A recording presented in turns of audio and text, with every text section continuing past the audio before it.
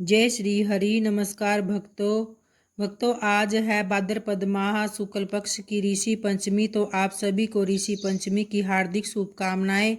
तो आइए सुनते हैं आज ऋषि पंचमी की व्रत कथा। एक समय में सतयुग में विदर्भ नाम की एक नगरी थी।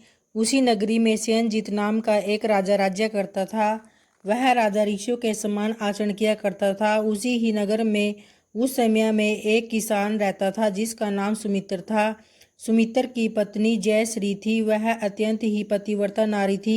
एक समय में जब वर्षा ऋतु में उसकी पत्नी खेतों में काम कर रही थी तो उसी समय वह रजस्वला हो गई। उसको रजस्वला होने का पता लग भी गया था, लेकिन फिर भी वह घर के कामों में लगी रही। और जब कुछ समय पश्चात दोनों अपनी अपनी आयु भोग कर मृत्यु को प्राप्त हुए तो जयश्री को अगले जन्म में कुतिया का रूप मिला तथा सुमित्र को रजस्वला स्त्री के संपर्क में आने के कारण बैल की योनि प्राप्त हुई।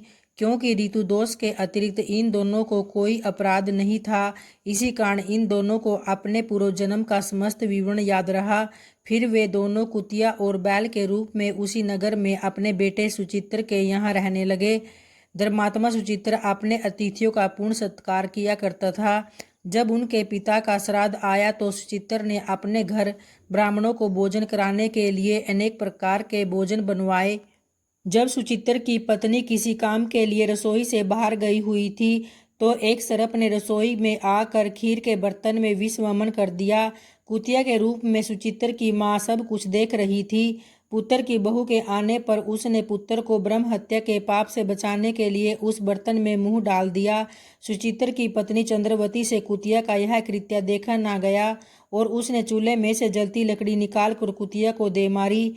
बेचारी कुतिया मार खाकर इधर उधर जब भागने लगी तो चौके में जो जूठन आदि बची रहती थी वह सब सुचित्र की बहू उस कुतिया को डाल देती थी, लेकिन क्रोध के कारण उसने वह भी बाहर फेंकवा दिया। सब खाने का सामान फेंकवा कर बर्तन साफ करके दोबारा खाना बनाकर ब्राह्मणों को जब खिलाया तो रात्रि के समय में भूख से व्याकुल होकर वह कुतिया बैल के रूप में रह रहे अपने पूर्व पति के पास आकर बोली, हे स्वामी, आज तो मैं भूख से मरी जा रही हूँ। वैसे तो मेरा पुत्र मुझे रोज खाने को देता था, लेकिन आज मुझे कुछ नहीं मिला है। सांप के विष वाले खीर के बर्तन को अनेक ब्रह्म हत्या के ब्याह से छूकर उनके न खाने योग्य कर दिया गया था। इसी कारण उसकी बहू ने मुझे मारा और खाने को कुछ नहीं दिया। तब वह बैल बोला, हे बद्रे, तेरे पापों के कारण तो मैं भी इसी योनि में आ पड़ा हूँ और आज बोझा ढोते ढोते मेरी कमर टूट गई है। आज मैं भी खेत में दिन भर हल में जुता रहा। मेरे पुत्र ने आज मुझे भी भोजन नहीं दिया और मुझे मारा भी बहुत। मुझे इस प्रकार कष्ट देकर उसने इस श्राद्ध को निष्फल कर दिया। और उसी समय सुचित्र भी छिप कर अपने माता पिता की ये सब बातें सुन रहा था। तो उसने उसी समय दोनों को भरपेट भोजन कराया और पश्चाताप के कारण दुखी होकर सुचित्र उसी क्षण वन में चला गया। और वहां वन में जाकर वह ऋषियों से पूछने लगा कि हे महर्षि, मेरे माता पिता आखिर किन कर्मों के कारण इन नीच योनियों को भोग रहे हैं और अब किस प्रकार से इनको इन सब से छुटकारा मिल सकता है, कृपा आप मुझे बतलाइए। तब उनमें से सर्वोत्तमा ऋषि बोले, हे वत्स, तुम इनकी मुक्ति के लिए पत्नी सहित ऋषि पंचमी का व्रत धारण करो तथा उसका फल अपने माता पिता को दो। जब भाद्रपद महीने की शुक्ल पंचमी आए तो तुम मुख शुद्ध करके मध्याह्न में नदी के पवित्र जल में स्नान करना और नए रेशमी वस्त्र पहनकर अरुंधति सहित सप्त ऋषियों का पूजन करना।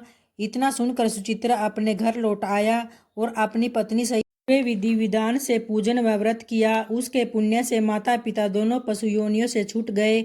इसलिए जो महिला श्रद्धा पूर्वक ऋषि पंचमी का यह व्रत करती है वह समस्त संसारिक सुखों को भोग कर अंत में वैकुंठ को जाती है। तो प्रेम से बोलिए सप्तऋषि और अरुंधति माता की जय।